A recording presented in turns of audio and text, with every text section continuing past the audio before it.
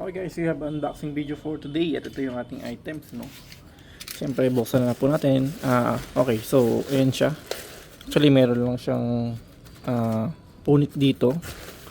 Pero check natin yung mismong items. Okay. So meron siyang plastic and then ito yung pinaka bubble wrap niya.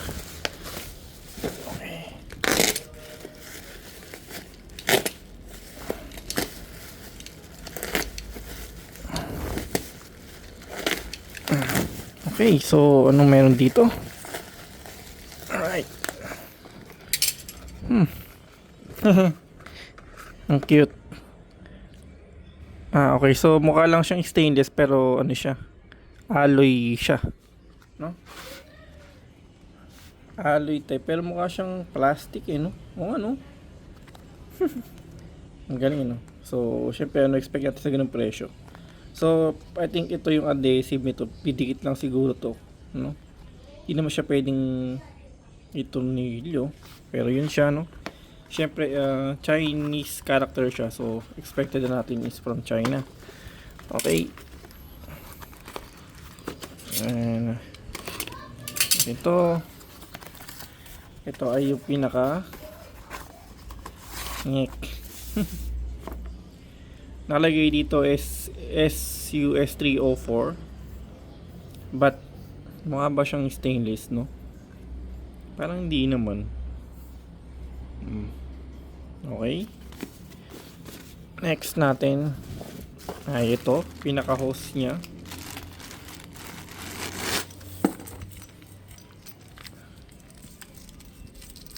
So actually very lightweight siya, parang coated lang siya ng silver type ano. Kasi iba kasi talaga ng stainless eh. So it's 50 centimeter. Check natin tong isa na to. Okay, so itong items naman na to ay ito ay 150 centimeter. Hindi, pares pala guys na 170, sorry. Medyo burado lang pala yung yung pinaka naka printed sa kanya. Tapos ito ay ayan, mukha bang stainless. Sanitary ware, high-end kitchen life solution, faucet series, made in China. Check natin to. Oops.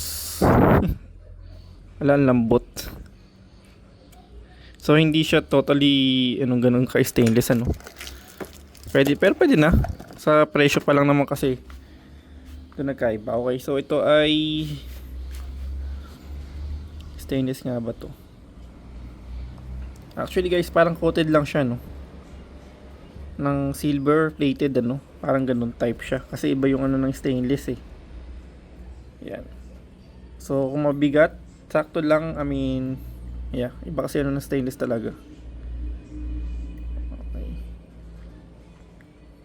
Ayan. Tapos yung ating pinaka tube ano, shower tube pipe no, shower pipe. Naka angle siya no, pa letter L. At yung ating mismong shower head, which is ito. Okay, so ayan no. Sorry, ito tuloy ano. So coated lang din siya totally ano. Dito yung ano. Makita naman natin talaga kung stainless talaga siya. Stainless steel kung talaga siya no.